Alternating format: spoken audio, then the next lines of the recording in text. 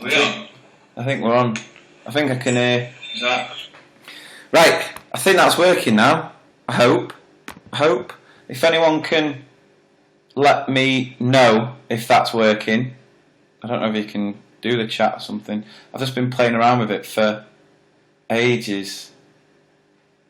Now is it not working? I don't know. Yeah, I don't know. We'll give it a go anyway. I've just done it all. Did the whole chat and realised it wasn't even streaming. So that's a good start. Anyway, right. I think we're going now. I think we're on. So we'll give it a go. Right. Welcome. Hopefully you are joining me. I apologise that it's now nearly 8:30. So if you've come onto this thinking, right, I'll watch this quickly and then I'll catch up on the Bake Off, I apologise. And what was the funniest last night when I did put it on the Facebook page that I'm going to try something special, the first tweet I got was, "Are you joking me during the Bake Off?" And you know who you are. You know who you are, Mr. Will Baker. But I'm not going to name names. Right, so here we are. First sort of live stream on YouTube. Interesting. Right, let's see how it goes then. So the reason I've done this is that Airserver, one of my favourite sort of programs that I use to mirror my iPad screen on my computer, they've introduced this new feature where you can stream to YouTube. So I thought I'd give it a go. See how it works. See what the sort of feedback's like. If you like it, if you think this is a good way in which I can share some ideas. Let me know and I'll do it again. I don't mind it at all. So it is live. That's why you can hear the dishwasher in the background. So I do apologise for that. That's why my wife will kill me, because there's sort of washing on the radiators. So when she sees this, how dare you? It's the way it is. I've just put it together. Didn't even think. Anyway, so just wanted to try it out.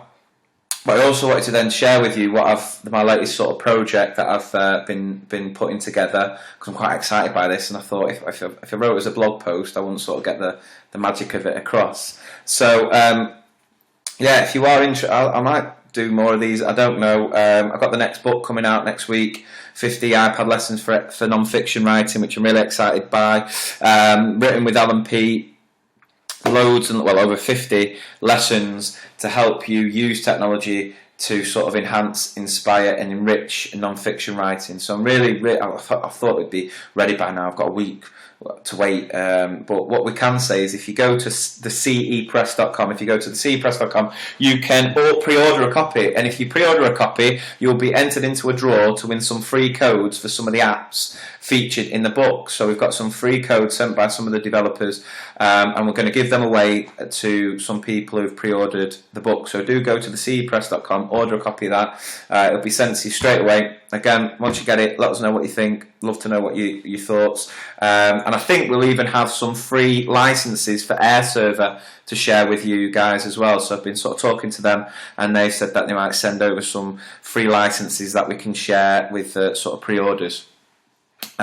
So busy day today, really busy. I've been doing a day's training in Cheadle Heath in Stockport, starting our sort of year group specific training cluster package, which I absolutely love. I think for me it's the best value for money training that I offer. So we've had the sort of year 6 day there today, so sort of 18 year 6 teachers from sort of 8-9 schools, I think it was, and atmosphere was great. Teachers seem to get a lot from it, and for me, I love these days. And the way it works is that as a school, you sort of book me in for 7 days. So as a group of schools, so usually about 6, you book me in for sort of 7 days, and we have a year group day. So we have a year 6, year 5, year 4, year 3, year 2, year 1 EYFS, and so you send all those year 6 teachers from the 6 or 7 schools, whatever it might be, and then we go through everything, all sort of ideas, ways in which to use this technology to raise standards in English, maths, all the sort of different curriculum areas,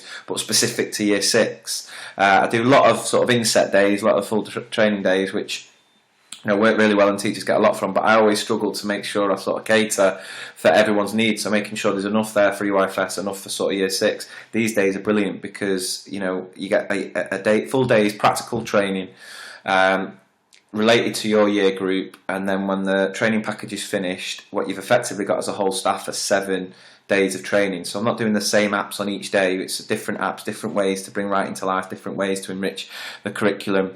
And then so when you're sort of stuck for an idea, if you've done that one lesson, you can go to another teacher. They'll be able to confidently show you how to use a different app and that sort of thing. So please do go on my blog if you're interested in that. I'm hosting some of them.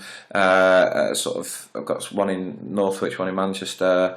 I think we've got one in Peterborough after Christmas as well. So if you are interested in joining one or hosting one, sort of get in touch there.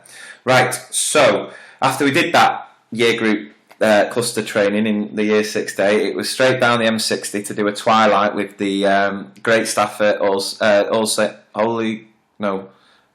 Saints and Holy Cross in Eccles. I think they even struggle with the name of it sometimes. I'm sure they do, but they were great staff. We had a right laugh with that.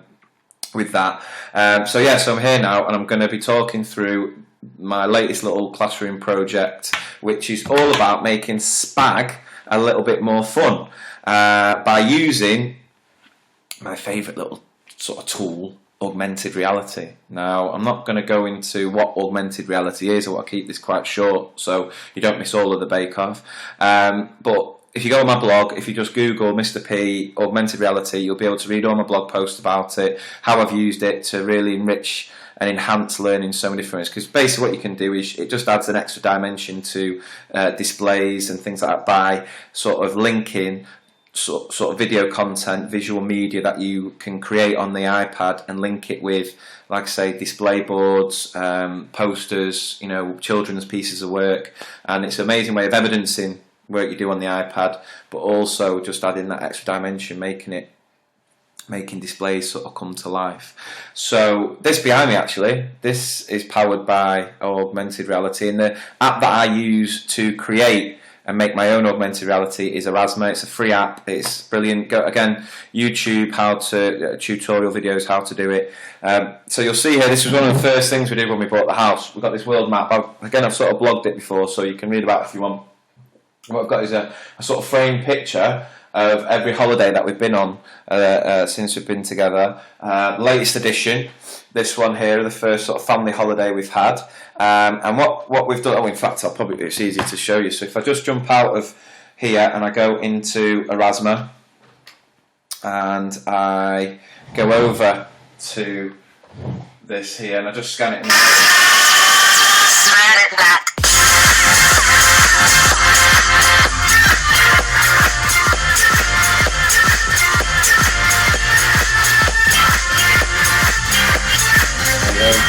Take me back.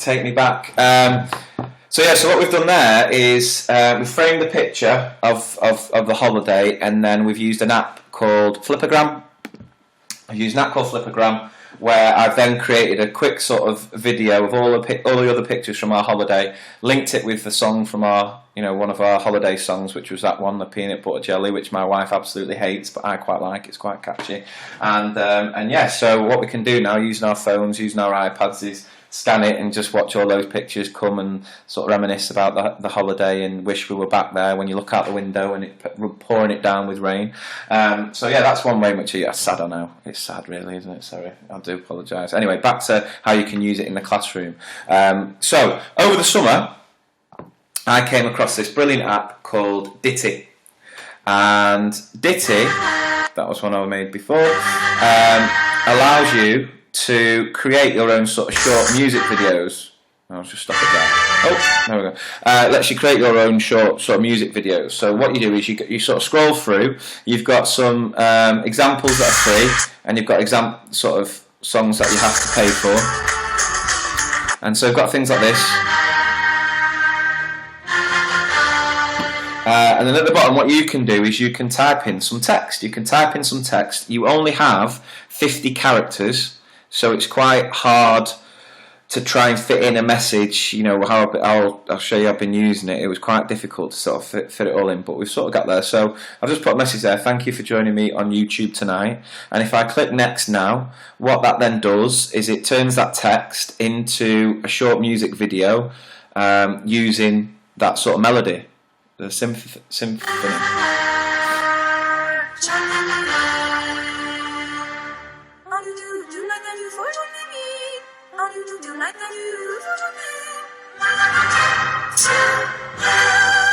There we go. And then what you can do is you can click share.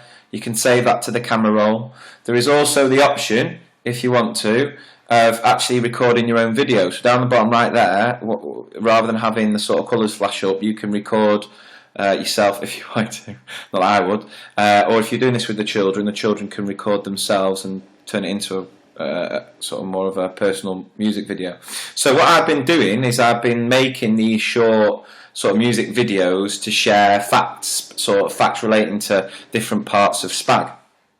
And so far, I've then created these. I've only done 2 so far, but I've made these 2 word mats. So I've got a punctuation song sheet with examples of different punctuation marks, and then I've got a grammar song sheet with different word types. And so what I've done now is I've used Airserver to link those ditty videos to each of these boxes or each of these sort of ovals. And so when I print these off and I stick them in the children's books, all they need to do then to remember what a noun is, remember what a capital letter is get an iPad, load up Airserver and scan them, and I'll show you what happens. So I've printed off a couple of examples here, and so let's start with the punctuation sheet, shall we? So let's jump out of here again.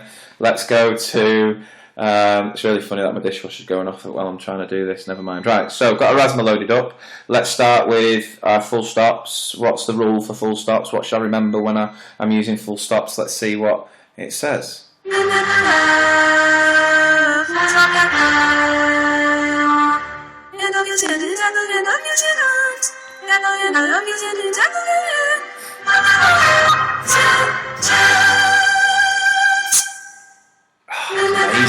I just love it. I just love it because I know that children they can remember things from when they associate with music. It's science. It's a scientific fact, isn't it? I don't know what the exact science is, but I've been reading about it. And if you're learning a language, you learn it better if you learn it through music. And I know from my own experience, I couldn't tell you one thing I learned from my geography GCSE exam, but I can recite every lyric from the Slim Shady LP that I had at that time. So let's have a look at another one. Capital letters. This is one of my favourites, capital letters. Scan capital letters. Oh, no, there we go. You always start us in dust. You always start us in dust. You always start us in dust with a capital letter.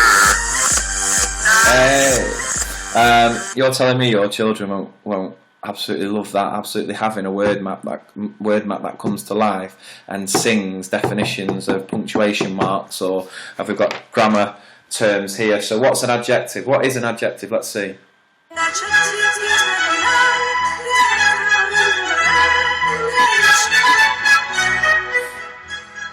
There you go. Amazing. And when I shared this with the Year 6 today, it's one of them straight away. How have you described conjunctions in 50 characters? How can you do that? Let's see then. Let's see what we've done for conjunctions.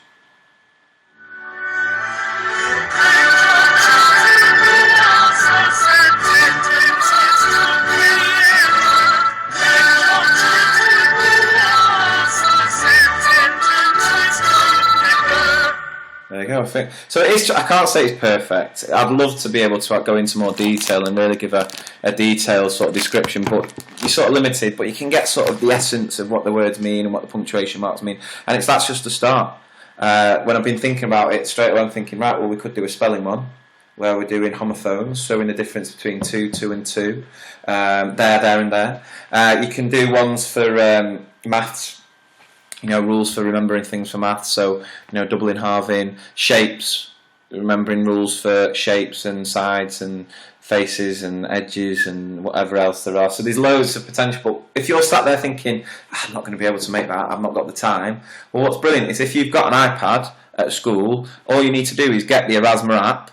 So if you just download the Airserver app, and once you've loaded it up, click the A button at the bottom and press the search button at the bottom again. Press that search button, search for the Davy Hume channel, and if you like and follow the Davy Hume channel, you will be able to print these off. You'll be able to print these off, stick them in your children's books, and they'll be able to access these little videos. They'll be able to use them. So it's there, it's public for anyone to use. All you need to do is just find these sheets, which I will share on my blog. So I'll sort of link this video if you've missed it on my blog. Put links to these pictures. You just print them off, stick them in the children's books, get them to follow or like the Davium channel, and then you'll be able to scan them and you'll be able to use them. So it'd be great if other people do the same sort of thing. Maybe make a maths one. It'd be great if get in touch, share it with me, and then I'll share it with Facebook, Twitter, whatever it might be.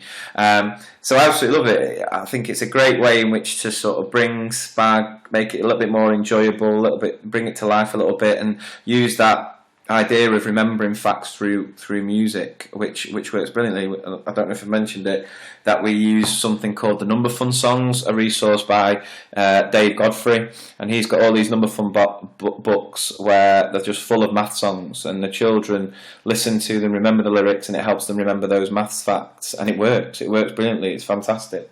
So there it is. There's my little sort of Spag song sheet idea. And I'd love to know what you think about it. I'd love to know whether you like it, whether you like this setup, whether you like the sort of live stream. If not, tell me, but do it in a nice way. And I'll probably do some more. I might do one next week. In fact, tomorrow, I'm back in school tomorrow. Back in working with year 3 in the morning, year 1 in the afternoon, and I've got this little fella to use, my little BB-8, which I know quite a few people are a little bit jealous that I've got one of these. They're amazing, and we've had fun in the house with them. So I'm going to bring it into the classroom, and we're going to hopefully use it to inspire some writing with both year 3 and year 1. So check out the blog. Again, make sure you're on the blog to see how we use them. And again, get onto Facebook, onto Twitter. I hope you've enjoyed this. I don't know whether it's been any good. I don't know whether it's worth it or not. I just thought with the actual idea being so visual, it might be better to sort of share it that way. And so if you're interested in training, insert, CPD, anything like that, if you're interested in one of those cluster training packages, check out the blog and watch out for the book. So if I'm going to do another one, I'll do it next week, where I talk through the book, talk about how to use it, why it would be useful in class. And yeah, thank you very much. So I'll see you all again soon. Thank you for watching.